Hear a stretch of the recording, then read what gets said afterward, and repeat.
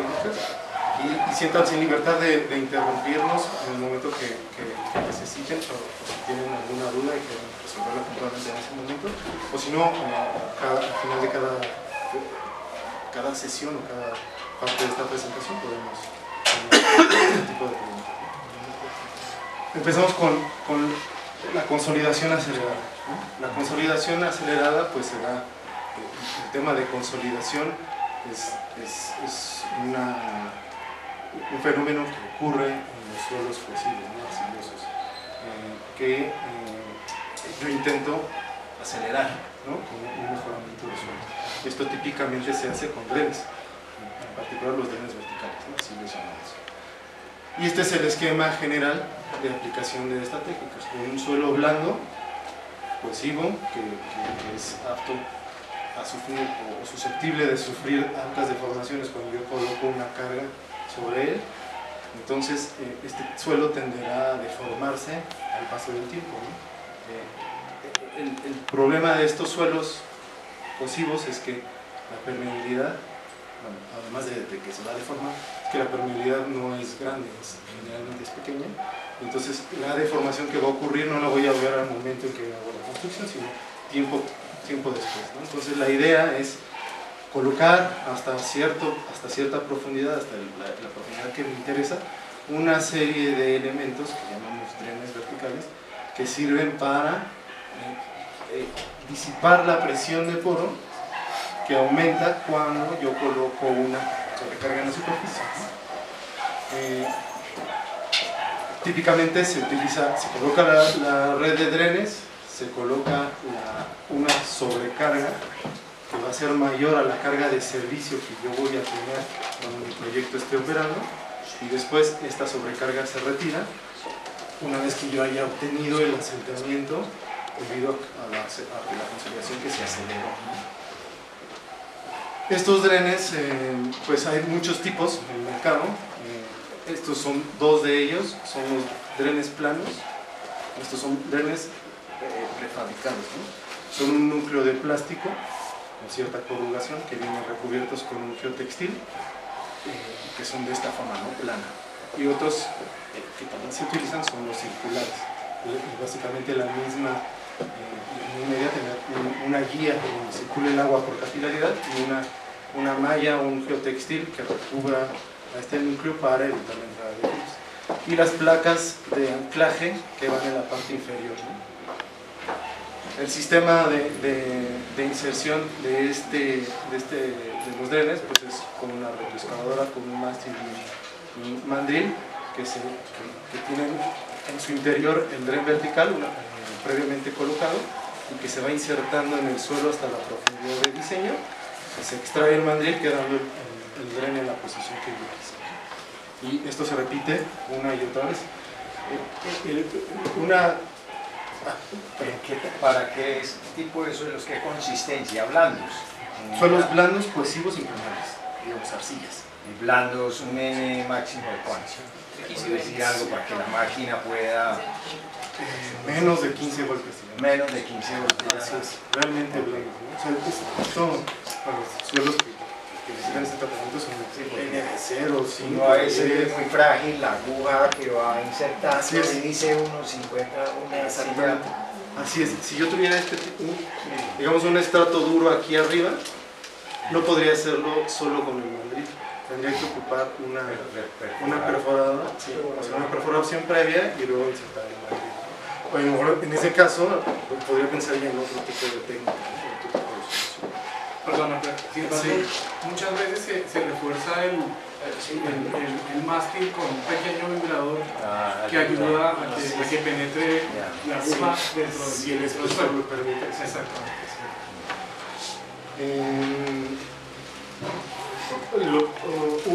Una característica del mejoramiento de suelos es que generalmente esto lo requiero de hacer de forma masiva. No requiero hacerlo aquí un puntito y luego por allí, sino de forma masiva en una superficie extensa. Entonces necesito, para que la solución sea en términos de costo viable, necesito generar muchos elementos de mejoramiento de suelos en poco tiempo. Entonces este sistema lo permite, ¿no? Es la inserción del mástil, del mandril dentro del suelo, pues debe ser una actividad suficientemente rápida para tener una producción buena en términos de construcción y poder colocar la cantidad de drenes necesario en el tiempo de programas de obra. El ejemplo que tenemos en México como estrella pues es el nuevo aeropuerto internacional que se está construyendo ahora mismo en terrenos blandos y donde se hicieron pruebas al inicio y hoy día hay drenes ya instalados para la segunda pista hasta 30 metros de profundidad. Aquí se puede ver todos los puntos negros que se ven aquí, pues son los drenes que ya han sido instalados, son como maquinitas de coser que van metiendo los drenes, ¿no? ¿Esa distribución cómo se define? Es buena pregunta. Esta distribución depende obviamente de las características de permeabilidad del estrato que tenemos, de la carga que se le va a aplicar, porque eso definirá el asentamiento y el porcentaje de consolidación que necesito alcanzar, y entonces necesito generar un drenaje suficiente en el suelo. Entre más cercanos tengan los drenes, el tiempo de consolidación va a ser menor. Entonces yo puedo diseñar con base en un programa de obra en una cantidad de precarga que necesito instalar, la malla, la separación de drenes que necesito instalar. Esto se define, se diseña en términos ingeniería. Lo vamos a ver un poquito más adelante. Ahorita voy rápido porque voy a presentar todo, pero después vamos a hablar un poquito más, pero en principio, entre más pegadas tenga los drenes uno a otro, más rápido se el drenaje y más rápido voy a alcanzar el porcentaje de consolidación que necesito. Este es un proyecto de Cotecar en Cartagena. Se construyeron drenes hasta entre 10 y 20 metros de profundidad, también terreno precioso. Y una derivación de esta técnica es lo que se conoce como consolidación acelerada por vacío. Nosotros le llamamos Manar Vacuum porque fue una invención de Manar en los años 80. De hecho es un sistema que tenía una patente, nadie lo podía utilizar, pero hoy día es cualquier empresa podría utilizarlo, ¿no? Realizarlo. Nosotros decimos que no igual de bien, pero se puede hacer, ¿no? Entonces el gran cambio de esto es porque yo en lugar de aplicar una precarga en el terreno, la superficie del terreno, mediante la colocación de material pesado que forme un terraplén, como vimos en el esquema clásico de consolidación acelerada con drena, lo que intento hacer es colocar la precarga mediante la presión atmosférica que yo tengo en el peso del aire, y eso lo logro generando un vacío en el suelo con bombas de succión de agua y de aire, ¿no? Obviamente necesito tener esta zona totalmente estanca. El suelo que rodea a los drenes verticales que he instalado pues es impermeable y eso me da la permeabilidad que necesito, la impermeabilidad que necesito, y una membrana colocada en la parte superficial y anclada en una membrana por debajo del nivel de agua freática me permite tener todo este suelo de forma estanca. O una vez que lo tengo así, enciendo mi bomba y la presión que se va a generar arriba, a los lados de abajo, va a ser la presión atmosférica. Entonces es una ganancia enorme. A nivel del mar estamos aplicando la presión atmosférica es de 100 kilopascales, ¿no? O sea que eso equivale a tener 10 toneladas por metro cuadrado o 5 toneladas o 5 metros de altura de terraplén, que ya es un terraplén importante, ¿no? A lo mejor no logro el 100% de la eficiencia, no logro tener los 100 kilopascales, pero sí el 60-70% de esto, ¿no? Entonces tiene sus ventajas constructivas, sus ventajas de aplicación, o sea, pero también sus desventajas porque es un sistema un poco más caro, más sofisticado y requiere de cierta especialización. En este esquema está pues, muy claro que se conectan la punta de todos estos drenes verticales a la tubería de succión y a su vez a la bomba para acelerar el proceso. Entonces estoy interpretando que es más o menos el mismo principio de la consolidación acelerada, de la consolidación más el vacío o la velocidad que le agrega el vacío al proceso de consolidación. En el otro proceso vi que hacían la instalación de los drenes verticales previo a la colocación del relleno de precarga. Así es. Pero no se veía si se instalaba una tubería para conectar estos drenes o simplemente sube por capilaridad En la capa del agua. El agua sube por capilaridad. Una vez que yo coloco el terraplén aquí, se genera un incremento en la presión total sobre el terreno, que esa de inmediato la sigue el agua, es la presión hidrostática que sube. Y entonces ese aumento de presión hace que el agua se desplace hacia el dren y sube por capilaridad. Y a través de una capa drenante que generalmente que se coloca entre los drenes y el terraplén, el agua se deslizaría hacia afuera, ¿no? Aunque no son cantidades tan importantes, no es un tema que se tenga que diseñar, porque el agua va saliendo poco a poco y de alguna forma se desaparece, ¿no?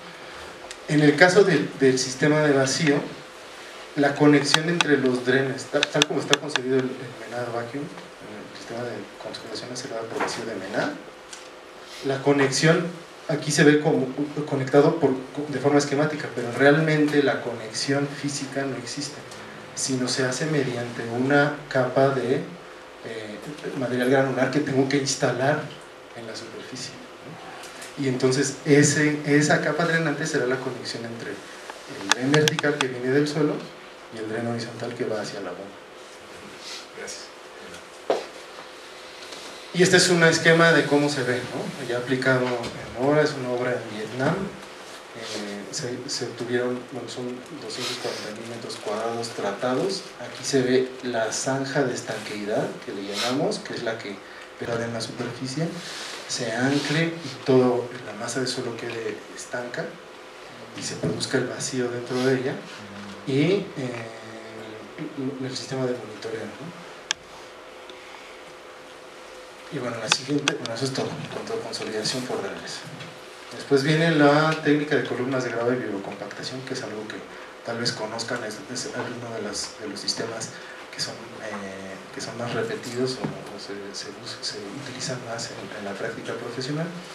Y estos son sistemas que se puede aplicar tanto en terrenos cohesivos como en terrenos granulares, ¿no? En terrenos granulares estamos hablando más de una derivación tipo vibrocompactación, donde solo vibro el suelo y luego su densificación, y las columnas de grava son más en zonas de terrenos arcillosos, ¿no? Cohesivos. La secuencia constructiva de este tipo de mejoramiento de suelo es sencilla. Es una máquina potente que va ingresando la perforación hacia el terreno hasta una profundidad de diseño, y luego a través de un sistema de alimentación de grava se va colocando en esta barrena que es hueca, se va colocando el material de abajo hacia arriba hasta que quede el elemento completo. Nótese aquí que esto no es un elemento rígido, ¿no? Es una columna de grava, estoy añadiendo un material que está suelto y que puede obtener sobrevolúmenes importantes en las zonas donde el terreno es más blando o tiene una contención lateral pobre, ¿no? Aquí hay un video, no sé cómo se puede ver. Es un video simple pero ilustrativo de cómo es un proyecto en Canadá donde se está saliendo el vibrador. El vibrador es este sistema que tiene un motor excéntrico en la punta, no en la parte de arriba, porque hay sistemas que utilizan el vibrador en la parte de arriba y es poco eficiente en términos de vibración para poder penetrar en el suelo.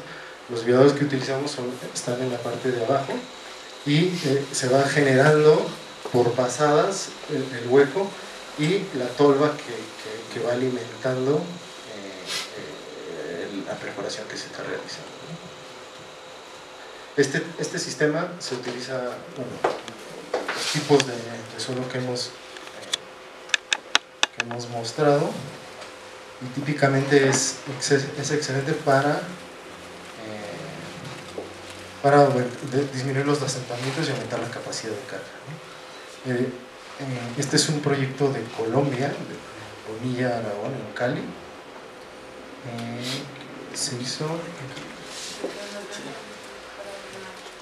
sí, se utilizó, como es un sistema, un elemento drenante formado por elementos granulares que no tienen adhesión entre ellos, es un excelente dren también, un poco como lo que veíamos como los drenes verticales. Bueno, realmente es un dren vertical que entre una deformación toma también capacidad de carga, y entonces en este caso se utilizó para eso, ¿no? Para lograr un drenaje acelerado de las arcillas que estaban en este aeropuerto.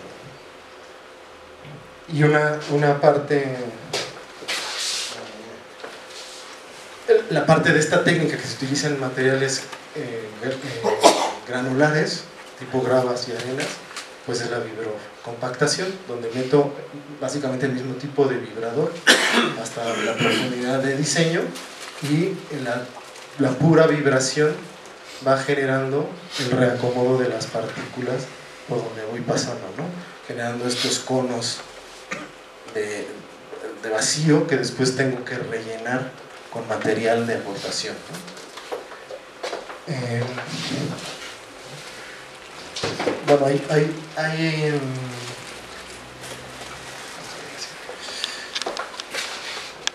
este ya es la aplicación de la técnica de vibrocompactación para Dubái, donde se hizo la palma, estas islas artificiales, donde se colocaba relleno para ganar terreno al mar, y después se vibraba, ¿no? a través de este sistema. Esto que se ve es un tándem, ¿no? Ya es una todavía optimización más grande para lograr rendimientos más importantes, donde se colocaban 2 vibradores por máquina, ¿no? Necesita ya una potencia importante. La compactación dinámica, esta es la técnica originaria de Menard. Sí. Perdón, de pronto para aclarar, esas técnicas, esa segunda técnica de hidrocompactación se utiliza mucho para densificación, para evitar licuación de suelos granulares. Sí, es ideal porque la licuefacción, que densifica y rellena, y además le da disipación de exceso de presiones de poros con las turbinas de grava. Exacto, lo que hago es generar la onda sísmica, digamos, previamente a la construcción de mi proyecto. Entonces densifico de una vez, ¿no? Sí. Los primeros eran los mismos quick drains que aparecen por ahí, ¿sí? El primer método. Así es, quick drains. ¿Eso es que tanto funciona para un problema de licuación? Pues es que a veces, algunos artículos dicen que sí, otros que no, porque no alcanzan a disipar en poco tiempo el exceso de presión de poros en sismo. Hay controversia en ese sentido. Sin embargo, en Estados Unidos hay experiencias donde se ha llegado a demostrar que sí funciona. La verdad, yo personalmente no tengo ninguna experiencia en ese tipo de solución, pero sí le he llegado a ver. De hecho, le llaman drenes antisísmicos, o antiligüación, algo así. Y de hecho hay una compañía que los fabrica, argumentando que sí se puede. Y nosotros, Menard, como empresa en Estados Unidos, lo hemos usado bajo la especificación de ellos, ¿no? Yo la verdad no lo sé. O sea, yo pienso que toma tiempo, ¿no? Generar, o sea, la onda sísmica es repentina, y generar la disipación de la presión de poro tan rápido es complicado, es un tema controversial. ¿Qué volumen de agua alcanza a sacar cada tubito de esos, cada telita de esas, por unidad de tiempo? Es muy poco, la verdad, no tengo el dato exacto, pero no pinta como diseño. Ahora en la prueba de vacío que estamos haciendo en las arcillas del Valle de México, lo vamos a medir, pero variará en función de la profundidad de la instalación del dren, del tipo de arcilla que tenga. O sea, cada arcilla es diferente, y de la estratificación que tenga, ¿no? Pero al final es poco, es poco. Sí, los caudales que da la consolidación suelos que originalmente tienen permeabilidades de 10 a la menos 8 centímetros por segundo, suelos caudales aún en un proceso de consolidación rápida, y por más de que tengamos weak drains o sand drains en una distancia de 1,50, pues son litros por segundo, ni siquiera litros por segundo. No, creo, sí. Estamos hablando de gotas por segundo. Entonces, Sí, sí, eso es muy claro. diferente a los volúmenes tan grandes que hemos visto. Por ejemplo, casualmente la semana pasada estaba repasando una película en una conferencia, una película de la cantidad violenta del caudal durante la licuación en Niigata en junio del año 1964. Eso eran cientos de litros por segundo saliendo de un espacio Claro. de cada metro cuadrado. Sí, sí, Eso porque ahí es repentino. Eso no lo manejan los weak drains. No. De hecho, los weak drains no son de origen, por eso lo presenté Sí, así, como para para arcillas. suelos cohesivos, Que son impermeables. gotica Así por es. segundo. Así es. Perdón, una pregunta. ¿Qué diferencia específica hay entre la vibrocompactación y la Es vibroflotación? lo mismo. Es solo un término. ¿Sí? La verdad, no lo sabría. Vibrocompactation, sí. De pronto alguna bobadita adicional en el torpedo, en el diseño del Tal torpedo, vez. porque a la larga yo siempre comparto y es lo mismo. Pero la vibrocompactación, digamos, es un método seco. No Ya. utiliza agua. La Hay vibroflotación una- utiliza agua adicional. Porque Terminado, hay un jetting porque tiene en un la jet punta, que sí. va cortando Sí, el suelo adicional. sí, puede ser esa la diferencia, Ese que es al el final seco, la otra es- al final también es indistinto. A Yo la en larga, México, el principio es el mismo, pero Sí. dependiendo si el material permite el desplazamiento con agua a presión, sí, pues se utiliza agua, por eso se llama Y por eso por flotación. flotación, porque le están Inyectando. inyectando agua Sí, ahí. Debe sí. ser. En Pero- cambio en el de vibrocompactación no hay no, específicamente la no necesariamente, sí. Aunque yo lo he visto también al revés volteado, ¿no? O sea, vibroflotación sin agua y vibrocompactación con agua. Entonces al final se pierde un poco, ¿no? Pero bueno.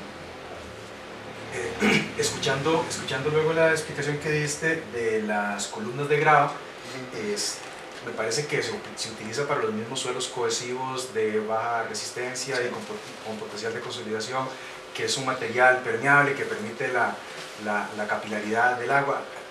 ¿Estos dos sistemas o métodos son equivalentes? ¿Se utilizan para los mismos tipos de suelos? No.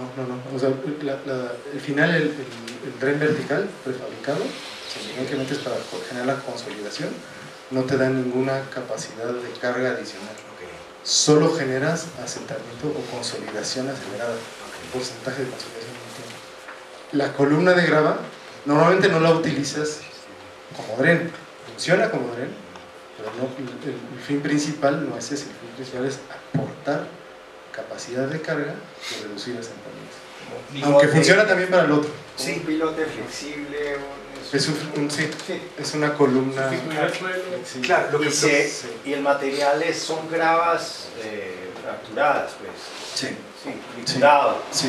Se usan mejor triturado que. Así es. y es realista pensar. Claro, pero la ventaja del rodado es que el rodado se expande más, se consolida más lateralmente. El otro tiene un interlocking Y entre ellos que no mismos. permite desplazarse mucho. Sí. Entonces, la grava redondeada Sí, tiene esa sí. ventaja, Generalmente ¿no? uno depende del material. Genera una presión lateral mayor que Sí. la fracturada. Y al final de cuentas uno depende del material que tiene disponible en el sitio para poder Sí, hacer. pero debe ser más trabajoso la grava fracturada, Sí. desplazarla, ¿no? Sí, eso sí. Ahora en terrenos con alto potencial de consolidación, me imagino que en el tiempo es factible pensar que se interrumpen esas columnas de grava. Quiero decir, hay un asentamiento, una porción de la columna de grava queda abajo y otra porción queda arriba, interrumpida por suelo. Que pierdan continuidad. Que pierdan la la columna.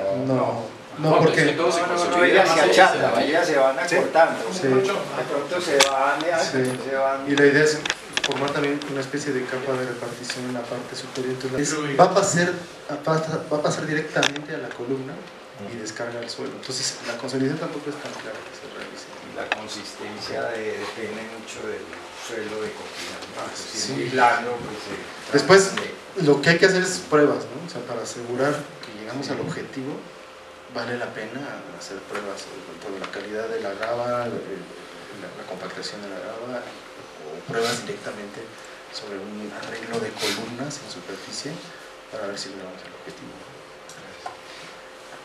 Compactación dinámica es la técnica inicial de Menard. Louis Menard, cuando fundó Menard, inició con esta técnica, que es algo súper sencillo, y un poco para calibrar el presiómetro que había inventado. Y esta técnica se utiliza para suelos granulares, arenas y gravas en estado suelto. Y consiste en 3 pasos principales, bueno, 2 de hecho. Una masa en una grúa se levanta hasta cierta altura y se deja caer repetidamente en un solo punto, generando con la energía de caída que tiene esta masa, va generando ondas de cortante que reacomodan el suelo y lo llevan a un estado de densificación más alto, ¿no? Y esto se hace repetidamente en un mismo punto, en una malla previamente definida y aplicando una energía que se diseña, ¿no? El principio es tan sencillo como lo que se ve aquí. En un estado suelto serían partículas acomodadas con gran cantidad de vacío entre ellas, y después de la aplicación de la compactación dinámica, pues estos vacíos se reducen, llevando a la arena o a la grava a un estado más compactado, generando un asentamiento en la superficie.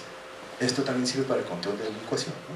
Bueno, la licuación, una vez que tengo un terreno densificado, pues no se va a presentar. ¿Qué espesor se logran? Hemos logrado ¿De qué espesor se hasta logran? 10 metros. Hasta 10 metros. Y que no tenga construcciones vecinas, ¿no? Porque no las densifican. Sí, ese es un problema. Sí, si lo vamos a hacer al lado de una casa, sí, no. Además de que es molesto para la gente que vive ahí, puede dañar las estructuras. Y estos son, bueno, algunos ejemplos de México y Colombia. Esto es en Guaymas, Sonora, al norte de México. Este es un pequeño video súper simple, nada más para ver la técnica súper sencilla, donde se va subiendo la masa, la altura, el peso de la masa, la altura, el número de repeticiones se diseña, ¿no? Generalmente en un panel de prueba, y se ve ahí como la arena es tan densa que la masa se incrusta, ¿no? Dentro del terreno. La sustitución dinámica, esta es una técnica más interesante que la compactación dinámica. La compactación dinámica tiene un uso extraordinario, ¿no? Pero tenemos que tener esas características: suelo totalmente, casi puramente granular, y tenemos cierta limitación en la profundidad. La sustitución dinámica es una extrapolación de la compactación dinámica combinado con columnas de grava. Entonces yo lo que intento generar es columnas de grava súper densificadas con la misma masa o con una masa similar. La masa realmente es diferente, que es una masa más punzonante. Voy golpeando esta columna de grava hasta tener una columna de grava compactada en toda la altura, ¿no? Se utiliza para profundidades máximas de 6 metros, no tiene una gran profundidad, no se puede lograr una gran profundidad de tratamiento, pero es extraordinaria para mejorar suelos en estado orgánico, ¿no? Como turbas, donde existe una degradación del material con el tiempo. Una columna de grava esbelta tiende a la expansión lateral, sobre todo cuando se le carga, ¿no? Y en suelos tipo turba, ese confinamiento lateral que puede llegar a tener se va perdiendo, ¿no? Por la misma degradación del material. Acá la ventaja es que las columnas que se generan con la sustitución dinámica son de diámetro suficientemente grande como para que la esbeltez no sea un papel importante, y entonces aunque haya degradación alrededor, la columna va a permanecer estable, ¿no? Esto, la última experiencia que tuvimos fue, bueno, las experiencias que hemos tenido son en el Caribe, y la última fue en Cancún, en suelos que anteriormente estaban ocupados por un manglar. Entonces el terreno era totalmente orgánico, estaba mezclado, había mezcla de turbas, arenas, arcillas.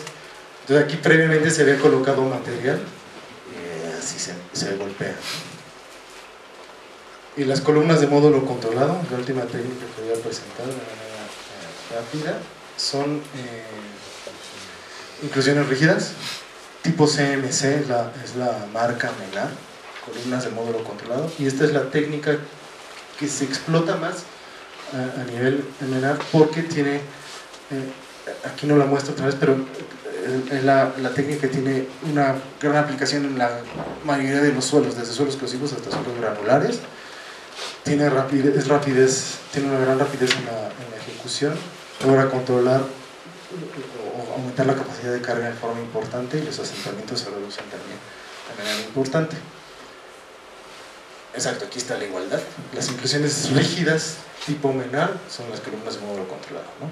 Se utiliza un equipo potente como el que se ve aquí y una barrena de desplazamiento que llamamos.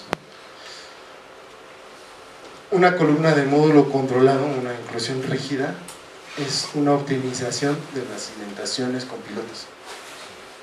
Yo tengo una cimentación, esto es lo que típicamente se piensa como solución para aumentar o para soportar una estructura, ¿no? Pilotes llevados hasta cierta profundidad y ligados estructuralmente a una losa de cimentación con traves, contratraves y espesores importantes para recibir las cargas que vienen de la superestructura. El sistema de inclusiones rígidas pues es algo mucho más flexible, donde necesito mayor cantidad de elementos. En vez de, por ejemplo, aquí 2, necesito 4 elementos, pero a una profundidad menor, porque hago trabajar el conjunto de suelo-columna.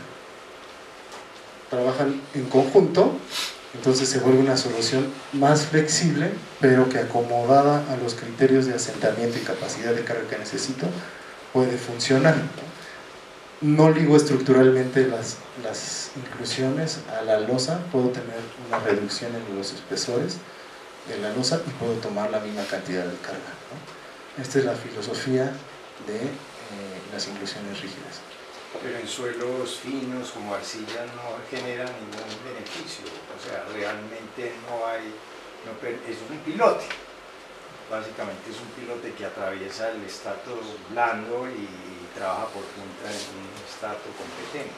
Trabaja por punta. Pero la mejora, digámoslo, entre elemento y elemento, pues, ¿qué tanto se logra? La mejora... Para que tome carga, generalmente, o por lo menos yo he concebido en los diseños, es puentear las cargas entre elementos, ¿sí?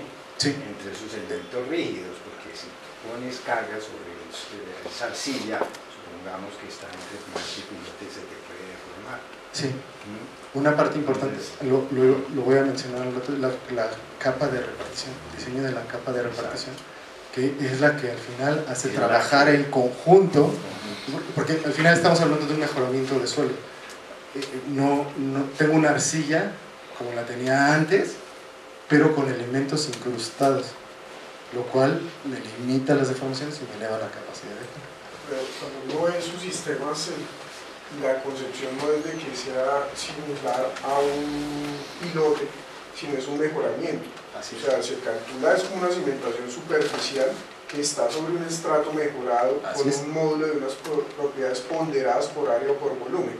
O sea, no es el concepto de que haya pilotes, sino que hay un módulo mejorado. O sea, el símil con los pilotes no es tan así, como yo lo veo, como el visto que se calcula. Es decir, lo toma la repartición, el elemento. Exacto, y clave es la capa de transferencia de carga para que trabaje como una cimentación superficial realmente, no es una cimentación profunda. Exacto. Lo que intento decir aquí es que un sistema originalmente pensado en pilotes puede cambiar a un sistema con mejoramiento de suelo. Funciona de la misma manera. Pero eso este lado es una cimentación superficial sobre un suelo mejorado. Así es. Es eso. Bueno, ese es un artificio de estudio y de análisis, sí, pero a la larga, primero, no es estos pilares o estas inclusiones rígidas, no es precisamente para el caso de tener llegar a llevarlos hasta la punta con una gran capacidad, todo lo contrario, es para aquellos casos en donde no vamos a llegar con una gran capacidad de punta, sino que principalmente nos vamos a quedar por fricción. Pero sí hay una diferencia Es decir, tampoco es el caso opuesto de decir que el suelo, toda esa masa de color habana que está allá, se mejoró sustancialmente en su rigidez, sino que hay una cuestión intermedia donde hay una proporción importante que la toman los elementos más rígidos y otra no tan importante, pero a la larga algo de ella en los dos. Pero tampoco podemos decir que eso equivale a que el suelo se le mejoró y ahora tengo una cimentación superficial sobre un suelo mejorado. No, ahí hay una interacción entre todos esos cuerpos. Las inclusiones rígidas que tienen, por su mayor rigidez que el suelo, van a tomar más carga por cada metro cuadrado, por cada centímetro cuadrado, que cualquier centímetro cuadrado de la zona donde no hay inclusión. Entonces ahí hay una diferencial de toma de cargas, pero el conjunto de los dos termina.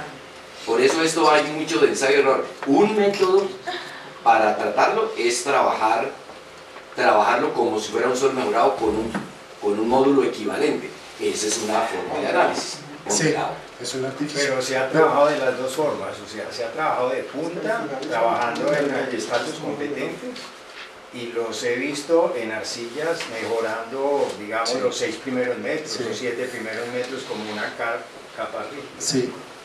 Sí, en las dos utilizaciones. En este caso, así como lo presento, es el suelo y las inclusiones trabajando en conjunto.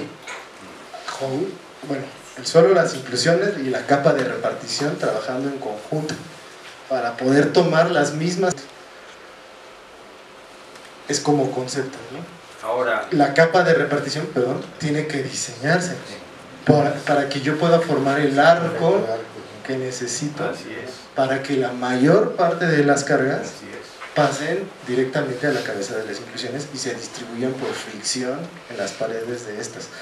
Hay una parte que no voy a poder tomar, en la bóveda que se forma, este peso intrínseco de la capa de repartición va a pasar directamente a la arcilla, y esa arcilla se va a deformar y va a generar fricción negativa también en las CNC. Ahora, esas inclusiones pueden tener o no presión, o sea, yo he visto, por ejemplo, que las hacen metiendo, por ejemplo, un concreto con una humedad baja y la van metiendo a presión y forman las columnas, ¿sí? Y la otra es que perforan y funden, como fundiendo un pilote, ¿sí? Lo he visto en las dos formas. Yo voy a presentar la forma correcta. Yo he visto que perforan como un pilote y lo funden. Puede ser, o sea, al final, si se logra un elemento de concreto con una probeta que va hincando y va expandiendo y va mejorando el suelo. Puede ser.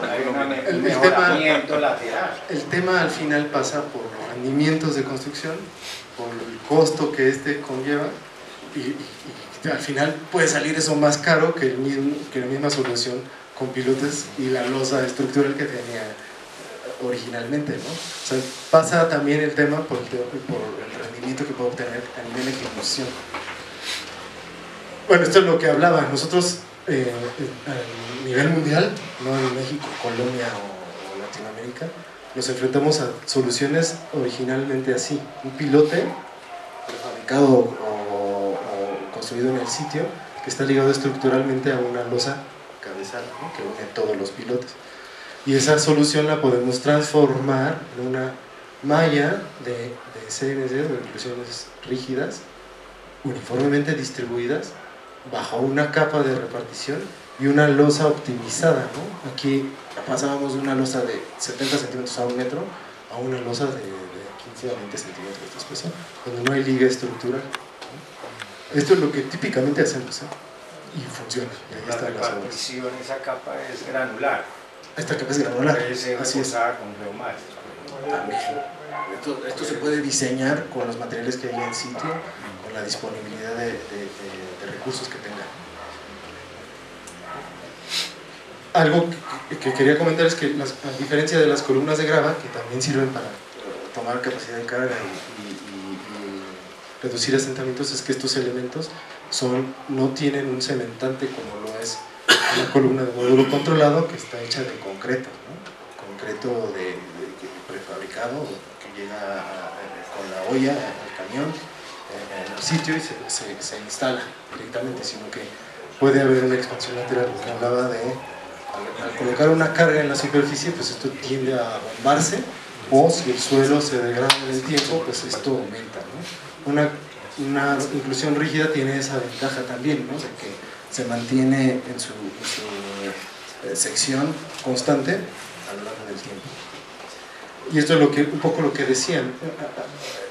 Aquí hay una solución mixta entre CMC o inclusiones rígidas distribuidas uniformemente para tomar a través de una capa de repartición las cargas que vienen de una losa, o bien ligarlas directamente, bueno, no ligarlas, pero sí sustentar una zapata para la estructura de una nave o de un tanque o de algún elemento que yo tenga, donde vengan las cargas directamente puntuales, ¿no? Aquí tomo cargas distribuidas a través de la capa de repartición, las pongo sobre la cabeza de las inclusiones y aquí directamente a través de este elemento de cimentación las paso a los elementos Perdón, regresando a su diapositiva de 3, donde se ve esquemáticamente más la capa de repartición con su espesor suficiente antes. Ahí está insinuando esa diapositiva que usted quiere que toda la carga uniformemente distribuida se le vaya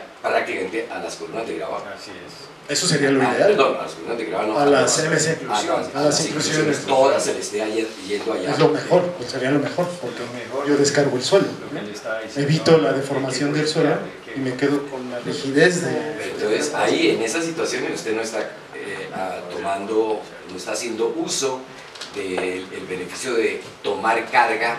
O sea, se convierte en un sistema de pilotes de fricción, ¿No sería mejor donde es un sistema flexible, donde en vez de tener una losa rígida apoyada sobre pilotes de fricción, tienes un relleno haciendo las veces de losa flexible, descansando toda y mandando la carga exclusivamente a las inclusiones rígidas. Se convierte eso en una cimentación de pilotes cortos, largos o medianos de fricción. Puede entenderse así.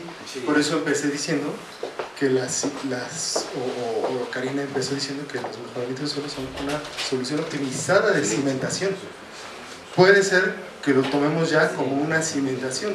Realmente es un sistema de cimentación de pilotes de fricción donde no cuento con una losa que directamente estructural se apoye sobre los pilotes, sino que hay esa transición que me hace el trabajo con la suficiente flexibilidad para medio puentear un poquito los temas de asentamientos diferenciales que no sean tan fuertes y no sufra la losa tanto. Y la losa que está construida en la superficie cumpla con las necesidades estructurales que el proyecto demanda, ¿no?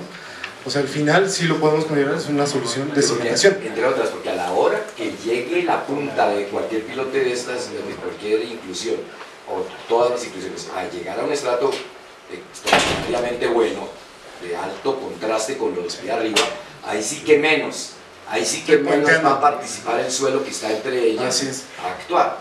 Ese termina y puede haber, y hay fricción negativa arriba. Bueno, les cuento que también hay fricción negativa aunque los pilotes sean de fricción. Puede haber cosa que aquí se creía en Colombia hasta hace unos 20 años. Este es un sistema de pilotes, de cimentación de pilotes largos de fricción. Olvidémonos del tema de la fricción negativa, estamos salvados de la fricción. Error total, que se mantuvo durante 50 años.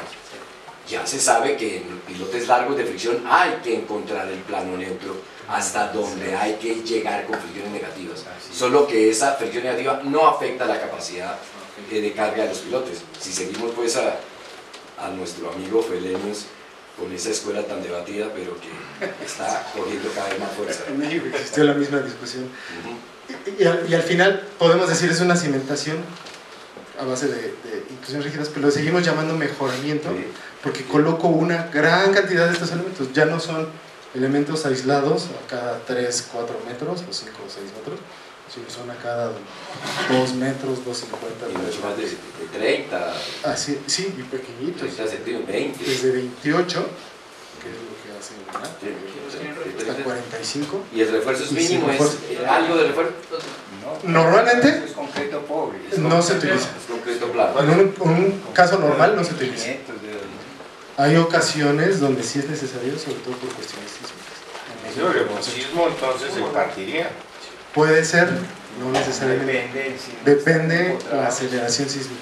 Así es. No, porque el cortante del suelo que lo aguanta ahí, ahí se podrían cortar y Se quedan funcionando, pero después para el otro sismo ya no.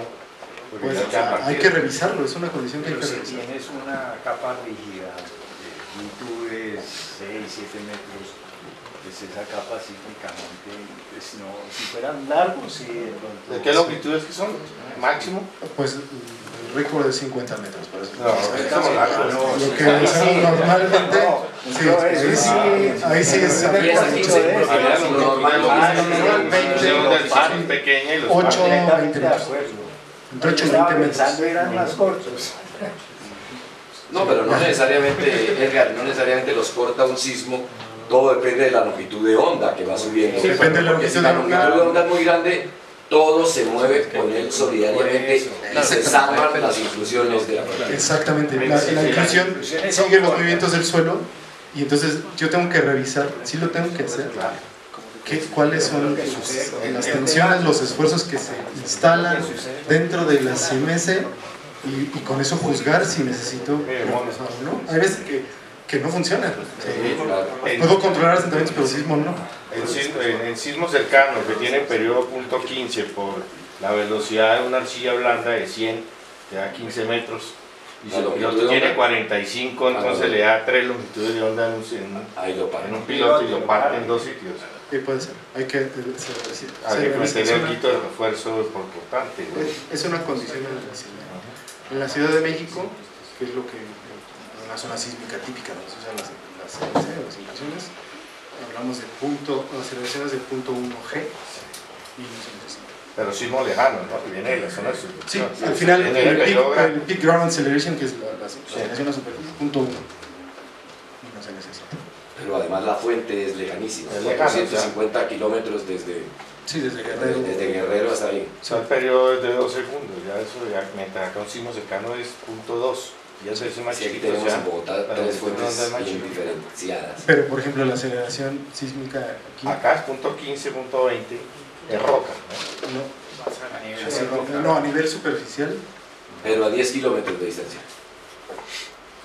¿Cuál es la distancia, Edgar, de los sismos cercanos? Para Bogotá. Son 15 kilómetros acá en Usme, acá al sur de Es que hay unas fuentes bien magnitud 6, 6.5, o sea, el periodo del sismo de .15, .20. Entonces, y para depósitos de menos de 50 metros son complicados. Y si le mete pilotes de estos, sin refuerzo los va a partir. Si bien el sismo de subducción del Pacífico va a ser similar a México, no hay problema. Sí. Pero para el sismo cercano. Hasta Superficiales. aceleraciones del terreno de punto 2, punto 25, aceleraciones, punto 25 creo. Normalmente un elemento, una cimentación, una inclusión de 40 centímetros a 20 metros de profundidad, está bien. Es como el límite. De 40 centímetros de diámetro. 40 centímetros, porque también influye el diámetro. Sí, así es, más o menos. Después hay que revisar cada caso, ¿no? La revisión de estratigrafía, si hay lentes rígidos de arriba, se revisa y se juzga. Si no, se coloca acero de refuerzo. Complica un poco más el proceso, pero no retrasa, ¿no? O sea, se va haciendo de forma secuencial y se logra. Para reforzamientos de cimentación de edificios hay limitaciones, ¿cierto? En cuanto a espacio para trabajar ese tipo de... Sí. Pero, ¿qué altura tienen los equipos para...? Como 25 metros. Sí, o sea, Casi lo que puedes bajar. no lo podríamos meter en un sótano. Y Johan va a hablar un poco de la parte constructiva. Yo nada más voy a mencionar que se hace básicamente en 3 pasos, ¿no? Como nosotros lo hacemos, como hemos visto que es lo que da un mejor rendimiento en cuanto a construcción, porque es un mejoramiento, vuelvo a repetir, masivo. Necesito generar muchos elementos en poco tiempo y que lo que da la mejor calidad en ejecución. O sea, Menard cuando realiza la obra entrega una fichita por cada CMS, dice: esta es tu inclusión, aquí está el perfil y esto fue lo que hicimos. No es un elemento que ya no ves y ya no sabes cómo quedó, ¿no? Entonces se baja con un equipo potente, con un pull down fuerte, baja la barrena hasta cierto nivel, hasta el nivel de diseño, generando desplazamiento lateral por la barrena que veíamos que no extrae terreno, sino lo empuja alrededor. Punta cerrada, punta cerrada. Es una punta con, sí tiene algunos dientes, una tapa al fondo para que no entre el terreno, porque la barrena es hueca. Y una vez que llego a la profundidad de diseño, levanto la barrena al tiempo que voy depositando el concreto a través de una bomba, del concreto que ya viene premezclado, de la bomba, de la planta, a presión, y voy depositando el concreto a la vez que voy subiendo la barrena, hasta cuando extraigo la barrena tengo el elemento completo. ¿Qué presiones usan?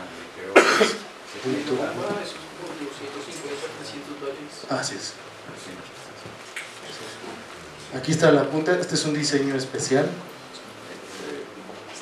realizado por Menard durante años, donde se tiene una punta con aspas que rompen el terreno, que logran hacer la perforación. Aquí hay una tapa para evitar que entre el terreno en su interior.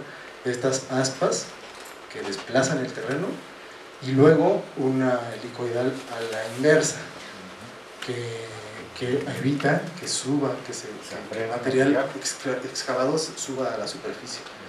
Y el diámetro lo define esto, este diámetro de la barrera. Y aquí un par de videos, como explicaba anteriormente, necesito generar una gran cantidad de elementos en poco tiempo para lograr un mejoramiento masivo. La idea del video es mostrar que es rápida la ejecución. Aquí se está generando un elemento a 15 metros de profundidad. Se ve desde que empieza la barrena a bajar. Y el otro video que nos gusta mostrar es este, donde va saliendo la barrena. Aquí ya bajó la barrena y va subiendo. Y aquí ya está extrayéndose la barrena del terreno. No hay depósitos, no hay desechos en la superficie. La plataforma quedó totalmente parada, totalmente limpia. Y algo pasó.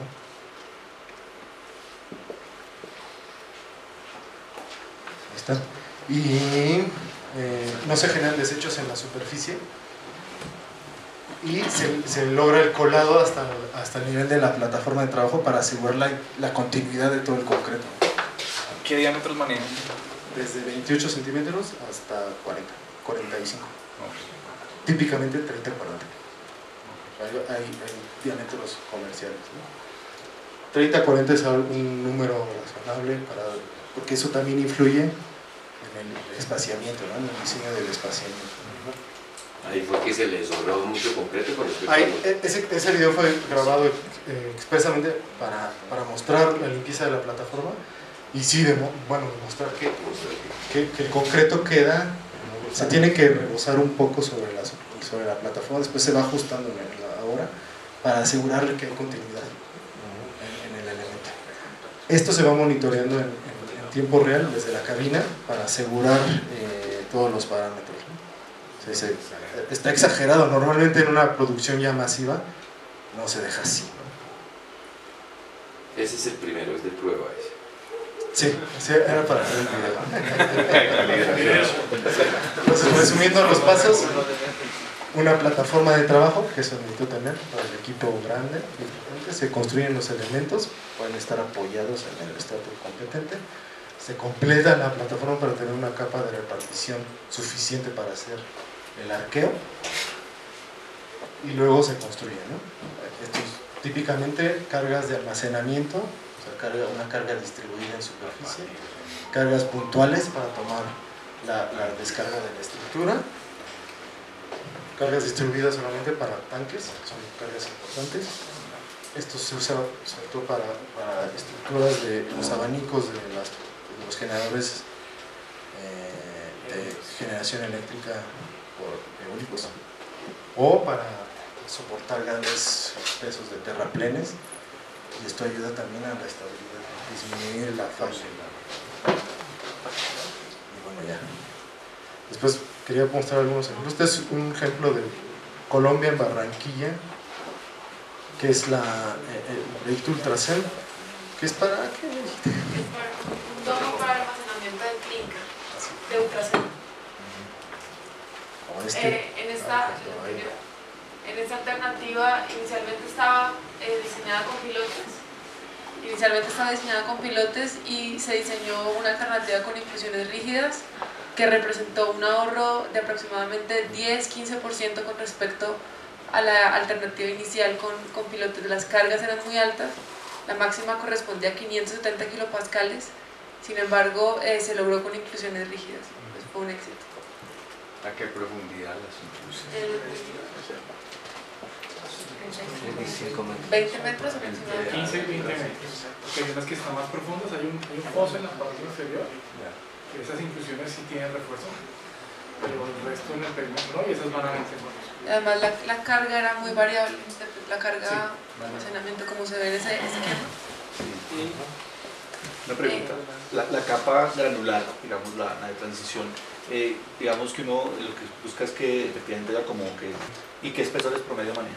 Esa capa. 3 metros, digamos, conocimientos de 3 metros, ¿no? Más o menos 1 a 1. Esta pregunta, al final del día, ¿qué tanta carga tomen las inclusiones? Depende de la relación de rigideces con el suelo. Exactamente. Pero entonces hay dos cosas. A nivel de diseño, ¿ustedes cómo lo conciben? ¿Como un mejoramiento ponderado? ¿O, como lo mostraste en la diapositiva, que más del 70-80% va hacia el elemento y sería simplemente un piloto? Entonces, a nivel de diseño, ¿qué concepto hay? Y ya a nivel de residuo, porque digamos en inclusiones similares yo he visto que se hacen pruebas de carga al elemento. Para efectos de residuo, ¿prueban el elemento como un piloto en una prueba de carga normal? ¿O prueban un área más grande que permita determinar si hay un trabajo del suelo y del elemento o una proporción de la rigidez que coja carga? Las pruebas se hacen para verificar los modelos de cálculo. A veces el cliente tiene mucha inquietud cuando es una técnica a veces nueva para ellos, si se asustan y dicen, no, hay que hacer las pruebas y lo hacemos. Y nosotros nos sirve para verificar nuestro modelo de cálculo y sobre todo si el proyecto es externo. Y puede ser una carga puntual, así como una carga estática en pilote, con un gato, una estructura de reacción y aplicar la carga directamente a la inclusión, o bien una plancha, que es más complicado, y ponerle sobrepeso a ella para verificar efectivamente el trabajo en conjunto, ¿no? De los elementos. Y un poco por responder, me lo salté, por ir rápido, es que se nos acabó el tiempo. Generalmente hacemos análisis haciendo la homogenización del suelo, siendo la relación de rigideces, poniendo un suelo equivalente, o realmente metiendo en elementos finitos, los elementos placa de cada elemento, la separación que correspondiente y con el cambio de rigidez en la profundidad. Y siempre hacemos un modelo axisimétrico que nos da esa relación de paso de carga al suelo a la inclusión, ¿no? Yo genero un modelo un modelo axisimétrico, donde pongo la inclusión en el eje, la mitad, si es una inclusión de 30, 15, número 15 centímetros de diámetro para acá, y acá la mitad del espaciamiento, ¿no? Si yo tengo estas inclusiones a 3 metros de separación, o de aquí a acá, y la sobrecarga que tengo, mi rigidez de la capa de repartición, que dependerá del grado de compactación o del tipo de material que tengo, y los estratos con las propiedades del suelo, propiedades de deformación que tiene el suelo. Y con ello verifico los asentamientos que se producen en toda la altura del modelo y cómo se distribuyen los esfuerzos. Estas son gráficas típicas, ¿no? El asentamiento va variando, en la inclusión es prácticamente el mismo, porque el elemento es tan rígido que casi no se deforma en toda su altura. Pero el suelo efectivamente tiene una variación en el asentamiento, ¿no? Sin embargo, si yo veo aquí, mi asentamiento es rojo, prácticamente es el mismo, ¿no? Lo cual me indica que el asentamiento en la superficie es prácticamente el mismo. Yo tengo poco asentamiento diferencial, a la mitad de la separación, ¿no? La otra mitad será exactamente igual. Y la distribución de esfuerzos Al contrario, ¿no? El suelo queda descargado, estoy logrando el arqueo completo, el suelo prácticamente queda descargado en azul y la inclusión es la que toma los esfuerzos que vienen de la superficie. Más o menos. Después hay modelos en 2 dimensiones o en 3 dimensiones, lo que se necesita. Esto es raro, pero a veces para comprobar un hecho. Y bueno, solo para acotar, aquí el dibujo muestra el estrato portante con toda intención de forma variable, ¿no? O sea, gracias al sistema de monitoreo del equipo puedo detectar cuándo he llegado al estrato portante y ahí detener la inclusión. No vale la pena generar un elemento de esta longitud aquí y acá. Aquí estoy pasando excesivamente el estrato portante. No necesito anclarme a 2 o 3 metros, ¿no? Con el equipo detecto que ya llegué, meto 50 centímetros, 1 metro más. Bueno, vamos a pasar a la siguiente. Bueno, este es un ejemplo más reciente, ¿no, Karina? Sí. Con hasta 195 kilopascales, ¿no? De carga en la superficie y no sé qué profundidad El anterior era interesante también. Ah, perdón. Estos fueron tanques de almacenamiento de crudo que se hicieron en Puerto Bahía, Cartagena. Con inclusiones rígidas se realizó el mejoramiento de suelo en todos los tanques y tenía una particularidad ese proyecto, es que teníamos un estrato de turba muy blando y este método se ajustó muy bien al suelo y a las diferentes cargas que teníamos. Y el siguiente es una bodega de almacenamiento de fertilizantes que hicimos hace poco. No fue nuestro diseño, simplemente realizamos la ejecución en un cerca a Buga para las bodegas de Yara.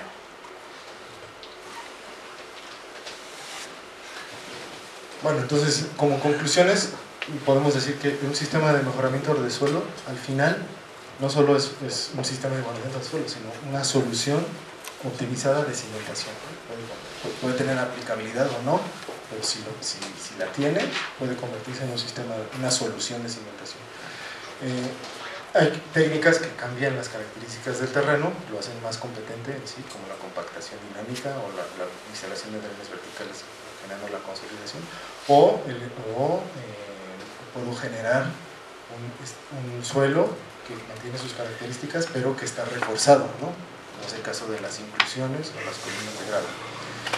Y bueno, dependerá el método que elija, pues el tipo de suelo que tenga, evidentemente, de las cargas que se van a colocar en la superficie, de los tiempos de obra. A veces 2 técnicas pueden ser aplicables, como la de los drenes, si tienen un estrato cohesivo, pero esperar el tiempo de consolidación me impide cumplir con los programas de obra, entonces muchas veces se pasa directamente a un sistema de CMC o de columnas de grava. Y del costo, ¿no? O sea, muchas veces la experiencia que tenemos es un sistema de pilotes ligados estructuralmente a una losa, cambian fácilmente a un sistema más flexible de inclusiones rígidas, ¿no? Y bueno, pues la primera parte. No sé si quieren hacer un receso o seguimos.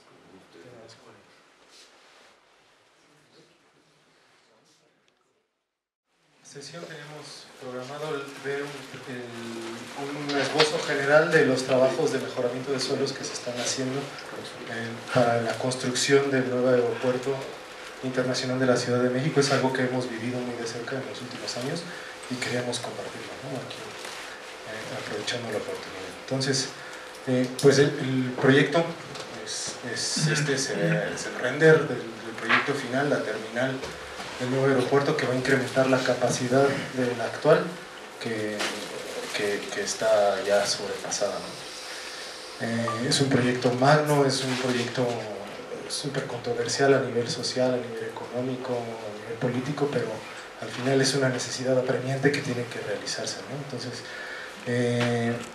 estos son los generales del proyecto. El cliente directo pues, es la Secretaría de Comunicaciones y Transportes de México, de la República Mexicana, a través del Grupo Aeroportuario de la Ciudad de México, ¿no? El proyecto pues, es el nuevo Aeropuerto Internacional de la Ciudad de México. La construcción está planeada para realizarse desde el año pasado hasta el año 2022. El año 2022 será la fecha en que el primer avión despegue en este aeropuerto. Hay arcillas blandas, como las que hay en el Valle de México, típicamente hasta 50 metros de profundidad. En las especificaciones hay consolidación acelerada como técnica de mejoramiento de suelos.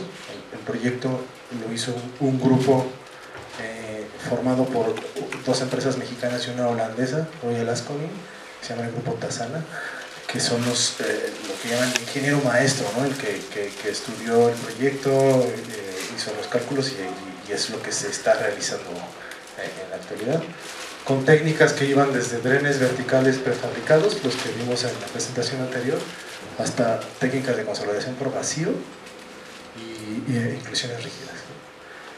La superficie total del predio son 5.000 hectáreas y bueno, hubo un año, el año 2014-2015, que se dedicó a hacer pruebas para las diferentes técnicas de mejoramiento que pueden aplicarse como solución, más 7 años que se espera que se lleve a cabo la construcción de la totalidad del aeropuerto.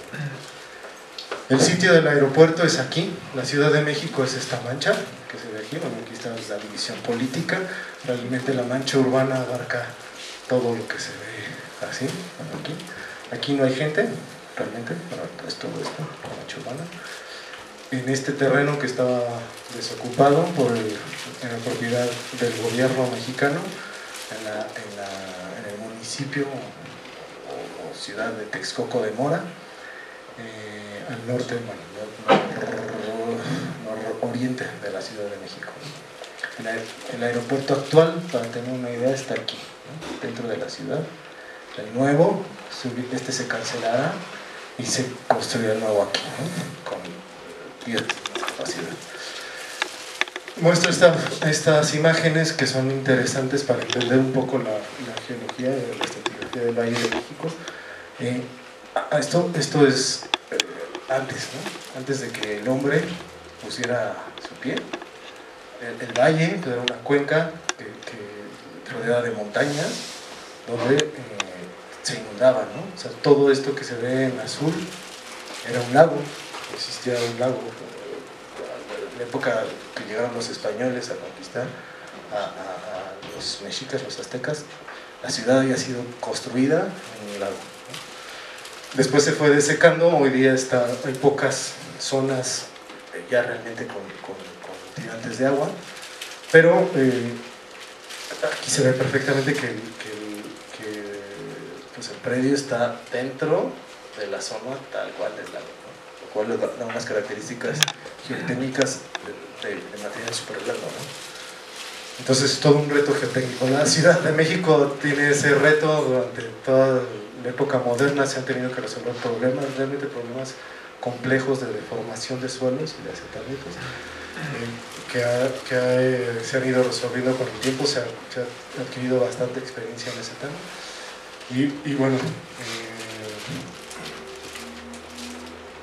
viendo México y Colombia, esta es la Ciudad de México y aquí está Texcoco, ¿no? Estos son números generales para darnos una idea de cómo está el proyecto. Esta es la terminal con 68 posiciones, 95 puertas, 743.000 metros cuadrados. No sé con relación al de Colombia como pero en principio será el más grande de Latinoamérica, ¿no? Y será un punto clave para cambiar de una línea a otra o viajar de un país a otro. Y bueno, estos son números, ¿no? Trabajos previos y pruebas que se realizaron. Como digo, hubo una fase de estudio. La Universidad Nacional de México estuvo estudiando durante varios años el proyecto, hasta llegar a un punto en que había que proponer soluciones, ¿no? De cimentación. Si el gobierno había decidido por muchos temas instalar el aeropuerto en una zona tan complicada geotécnicamente, era la mejor solución, digamos, políticamente o socialmente o económicamente, ¿no? No se está colocando un aeropuerto muy lejano de la ciudad, sino es accesible relativamente de forma rápida. Entonces al final se decidió en esa zona y entonces pues los ingenieros mexicanos y la gente extranjera involucrada hizo varios estudios y propusieron varias técnicas de mejoramiento de suelo a probar para cimentar las pistas o para sustentar las pistas de este aeropuerto, no la terminal sino las pistas. Entonces en su momento fuimos invitados, una empresa, la más grande de México, ICA, en su momento ganó la licitación de la construcción de las pruebas y nos invitó a nosotros a participar como Soletanche MENA en la construcción de 3 paneles de prueba. El panel de prueba con precarga, con drenes verticales, se instalaron drenes verticales a 27 metros de profundidad, un panel de prueba con drenes de arena, o sea, no los drenes verticales que mostré hace un momento, que es el núcleo de plástico con el forro de geotextil, sino realmente columnas de arena instaladas hasta también 27 metros de profundidad que permitían el desagüe del agua que estaba atrapada en la arcilla y con una precarga, y un panel de prueba de inclusiones CMC. En este caso las inclusiones se especificaron con extracción de material. Después se dieron cuenta que existía la barrena MENA y dije, bueno, es una lástima que no lo hayamos propuesto así, porque esto implica necesariamente la recolección del material después, ¿no? Con la barrena de desplazamiento, pues este trabajo se elimina y realmente los suelos son tan blandos que no hay diferencia en capacidad del equipo para utilizarse, ¿no?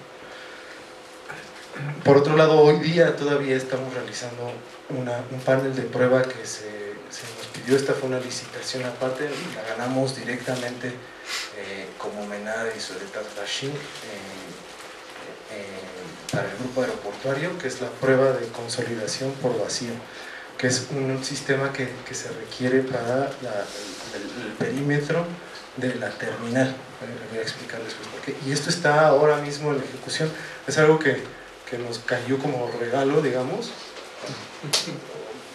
porque podemos probar una técnica tan sofisticada como es el vacío en unos suelos tan complejos como son los de la Ciudad de México. En México nunca lo hemos hecho, y menos en la Ciudad de México. Entonces a nosotros nos sirve como experiencia saber qué es lo que va a pasar, porque hay cálculos teóricos, pero muchas veces la realidad supera la teoría.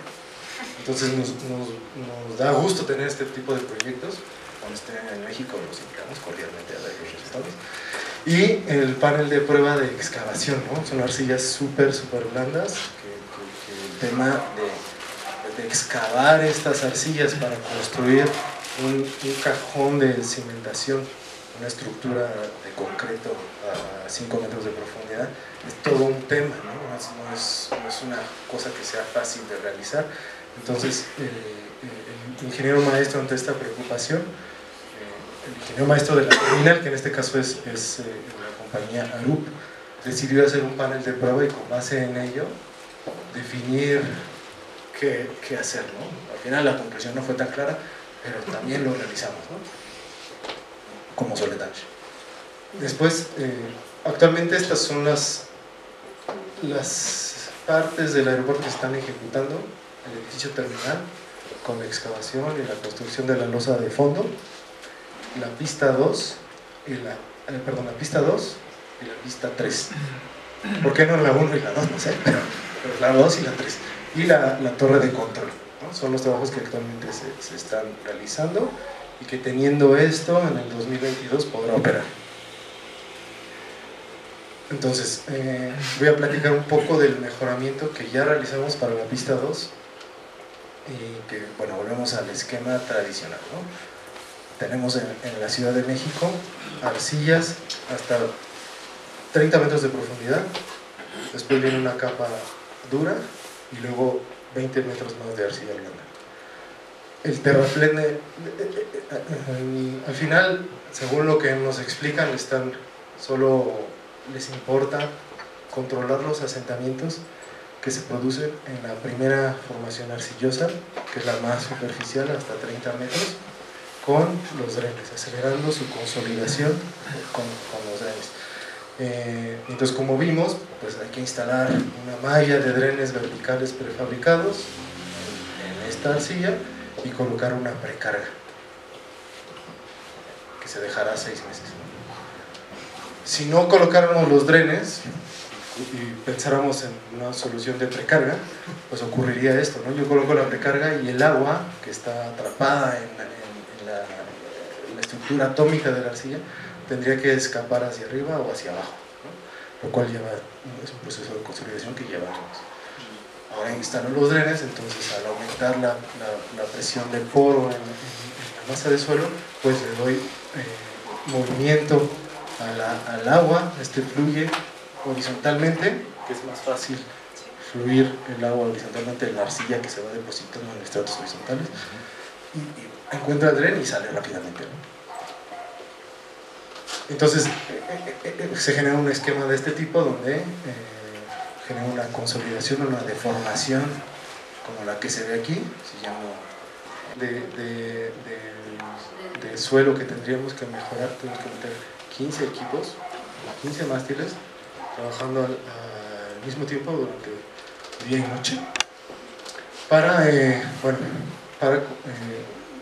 mejorar una superficie de 3.063 metros cuadrados, ¿no? Al final son 33 millones de metros lineales de drenes, ¿no? Que es una obra monumental. O sea, hoy día esto es el récord de MENA. Se tenían 30 millones como récord de instalación en Hamburgo, pues tienen 33 millones. Hay una en Egipto que parece ser 90, pero hoy día este es un récord. Entonces, el cliente, nosotros no ganamos la licitación de la construcción de la pista, fue una empresa mexicana que la ganó, que va a hacer la construcción de todo. Nosotros solo fuimos subcontratados para realizar la instalación de los drenes verticales. Tenemos que traer drenes de todas partes del mundo, equipos de todas partes del mundo, y realizar la instalación en tiempo récord, ¿no? El proyecto es la pista 2, había 2 pistas de licitación, nosotros solo fuimos adjudicados con la 2, como la 3 están atrasados, entonces seguramente tendremos una parte de la 3 también, y se están agregando plataformas, ¿no? Empezamos a finales de 2016, terminamos el mes pasado. Vamos a tratar las arcillas blandas, el espesor realmente es de 50, pero estamos tratando hasta 27, ¿no?